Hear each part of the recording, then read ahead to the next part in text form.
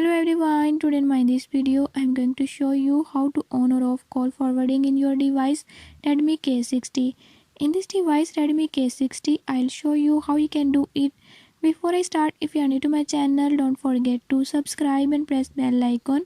Watch complete video and learn how you can do it. Let's watch.